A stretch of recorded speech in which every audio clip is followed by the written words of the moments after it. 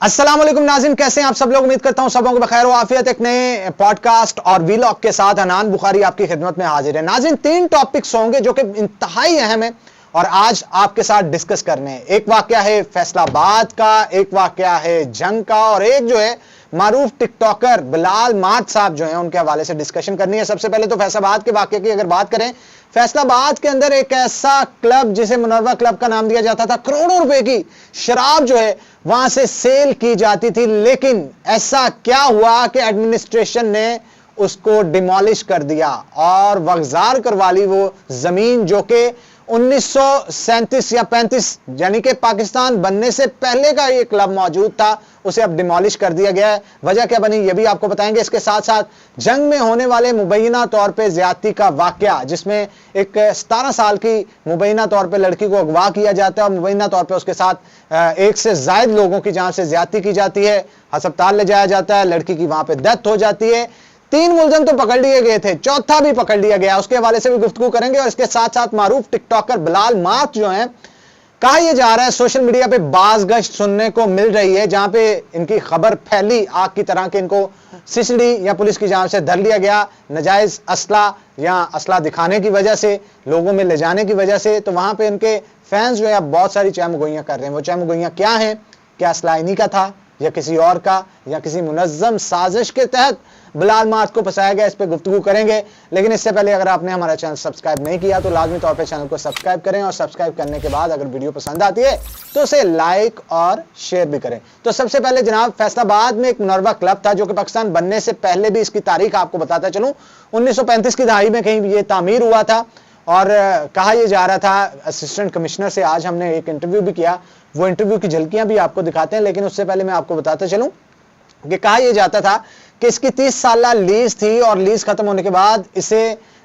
دوبارہ گورنمنٹ کی طرف سے لیز پہ نہیں دیا گیا، سرکاری اراضی تھی۔ اس اراضی کے اوپر چند لوگ مبینہ طور پہ قابض تھے اور لائسنس بھی تھا غالباً ان کے پاس شراب کو فروخت کرنے کا، اور یہ کہا جاتا ہے کہ مبینہ طور پہ کروڑوں روپے کی شراب جو ہے وہ یہاں پہ سیل کی جاتی تھی، یعنی جن کے پاس لائسنس ہوتا تھا، قانونی طور پہ اسے پرچیز کر سکتے تھے، وہ وہاں پہ جا کے اسے پرچیز کرتے تھے۔ پرچیز اور سیل کا سسٹم بھی وہاں پہ مبینہ طور پہ چلتا تھا۔ اب سسٹم یہ ہوا کہ ایڈمنسٹریشن کی جانب سے جو کہ ایک کیس چل رہا تھا، زمین کو، سرکاری زمین کو وغزار کروانا تھا، اسسٹنٹ کمشنر گزشتہ روز وہاں پہ گئے اور وہاں پہ کچھ رومز بھی موجود تھے، چیزیں بھی موجود تھے، اور سرکاری مشینری کے ساتھ، پیرا فورس کے ساتھ، اور اس کے ساتھ ساتھ پولیس کی بھاری نفری لے کے وہاں پہ پہنچے، اور پہنچنے کے بعد یہ سوچا جا رہا تھا کہ مدافعت دیکھنے کو ملے گی وہاں پہ اور بہت سارے لوگ اس چیز پہ احتجاج کریں گے، لیکن آج جو مشن پورا کرنے کے لیے اسسٹنٹ کمشنر نکلے ہیں وہ پورا کر کے آئیں گے۔ تو یہی ہوا، گزشتہ روز انہوں نے وہاں پہ موجود جو تقریباً جتنے بھی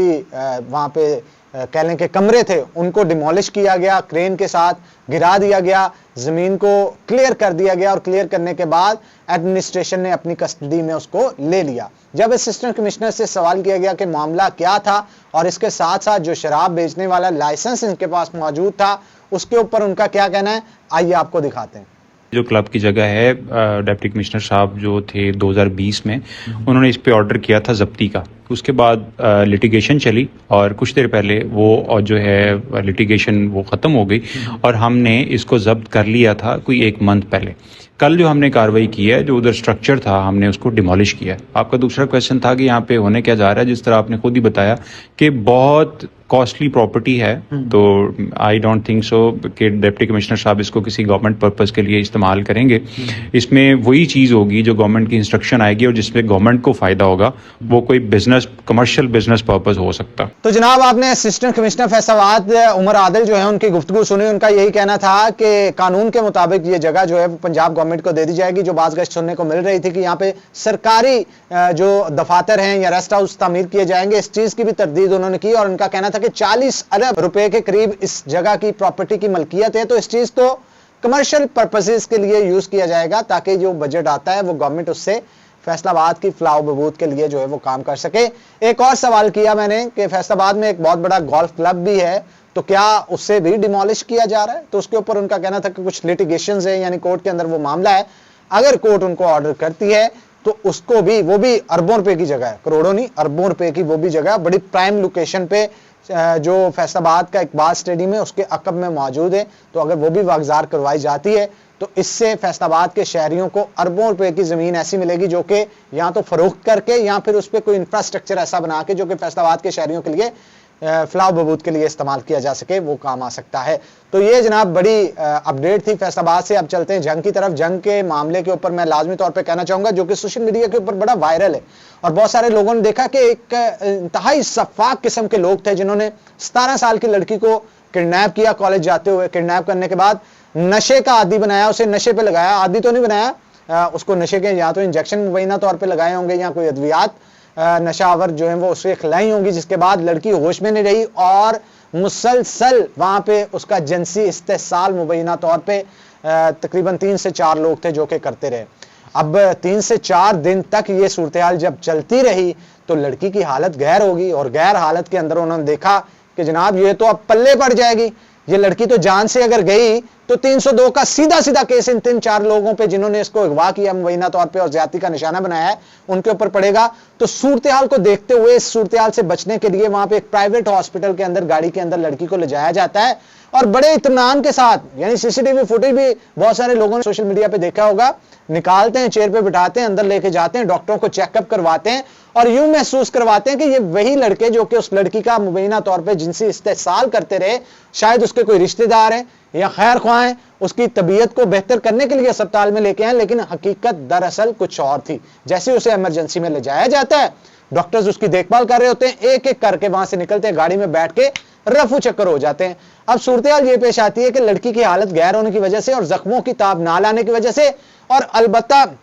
یہ تو اب مکمل طور پہ تفصیلات جب پوسٹ مارٹم رپورٹ میں آئیں گے اس سے پتہ چلے گا کہ کتنی نشاور ادویات اس لڑکی کو دی گئیں اور جنسی استحصال کے زخم اس کو کتنے ملے جس کی وجہ سے وہ جاں بر نہ ہو سکی اور اپنے خال کے حقیقی سے جاں ملی۔ تو یہ جو پوسٹ مارٹم کی رپورٹ آئے گی تب پتہ چلے گا، لیکن مبینہ طور پہ یہ کہا جا رہا ہے جنسی استحصال کی وجہ سے اس کی موت جو ہے وہ واقعہ ہوئی ہے۔ اب اس کے اوپر پولیس آتی ہے حرکت میں، اور حرکت میں آنے کے بعد ان لوگوں کی تلاش شروع کر دی جاتی ہے۔ 3 لوگوں کو گزشتہ روز جو ہے وہ پکڑ لیا گیا تھا اور چوتھا بندہ نہیں مل رہا تھا، وہ بھی چوتھا بندہ بھی کل رات جو ہے وہ پولیس کے مطابق جو اسے پکڑ لیا گیا ہے اور جلد ان کو شاید منظر عام پہ بھی لایا جائے۔ لیکن یہاں پہ ایک سوشل میڈیا کے اوپر کمپین شروع ہو گئی ہے۔ وہ کمپین کیا ہے کہ سی سی ڈی کی جانب سے جیسے لوگوں کو پکڑا جاتا ہے اور نیفے میں پستول چل جاتا ہے تو ان کے نیفے میں بھی چلنا چاہیے اور قمیض میں بھی چلنا چاہیے پستول۔ اب اس کی پیچھے کیا وجوہات ہیں اور کس طرح شفافیت کے ساتھ اس بچی کے ساتھ اس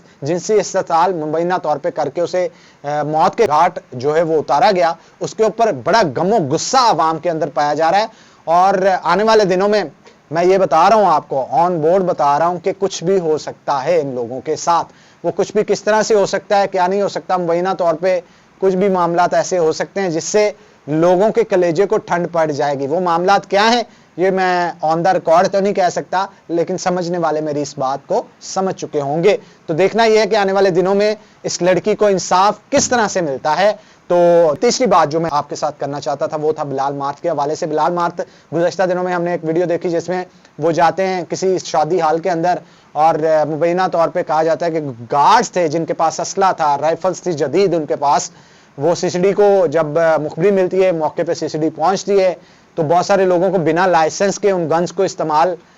ساتھ کیری کرنے کی وجہ سے ان کو بھی پکڑ لیا جاتا ہے، خوف و ہراس کیونکہ ایک عوام میں پھیلتا ہے نا، اور بلال مارت کو بھی اس کے اوپر گرفتار کر لیا جاتا ہے۔ بلال مارت البتہ اب ضمانت کروا کے باہر آ تو چکے ہیں، لیکن سوال یہ پیدا ہو رہا ہے کہ کیا سوشل میڈیا کے اوپر بہت سارے لوگ پوچھ رہے ہیں کیا وہ گارڈ جو تھے وہ کیا بلال مارت اپنے ساتھ کیری کر کے لائے تھے یا پھر کسی اور گیسٹ کے وہ گارڈ تھے۔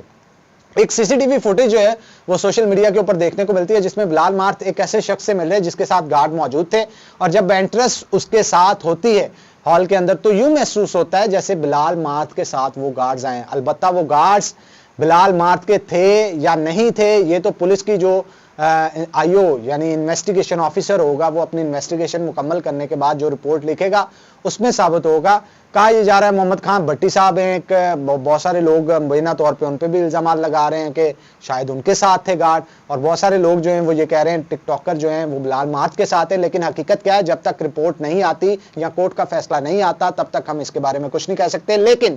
اگر گارڈ یہ بلال مارت کے نہیں بھی تھے لیکن ان کے ساتھ چل تو رہے تھے نا, گنز تو انہوں نے پکڑی ہوئی تھی نا. تو کیا as a social media influencer, کیونکہ ان کی ویڈیوز کو ملینز آف پیپلز دیکھتے ہیں, تو اگر اتنے لوگ دیکھتے ہیں ان کی ویڈیو کو, تو ان کو یہ چاہیے تھا کہ اگر گارڈز ان کے ساتھ چل رہے ہیں, بندوقوں کو کیری کر رہے ہیں, تو ان کو کسی سائڈ پہ لگا دیتے, کسی بھی ایسے شخص کو ساتھ لے کے نہ چلتے جس سے ان کی ساکھ متاثر ہوتی. تو یہ ایک سوشل میڈیا پہ بحث چھڑی ہوئی ہے. بہت سارے انفلوئنسرز جو ہیں وہ بلال مارت کا ساتھ دیتے ہوئے نظر آتے ہیں, اور بہت سارے انفلوئنسرز جو ہیں وہ یہ کہتے ہوئے نظر آتے ہیں کہ پنجاب حکومت کی جانب سے جو اقدامات کیے گئے ہیں وہ اچھے کیے گئے ہیں. اگر یہ بلال مارت کے گارڈ تھے تب بھی ان کو قانون شکنی نہیں کرنی چاہیے تھی. جو اسلحہ سرعام عوام میں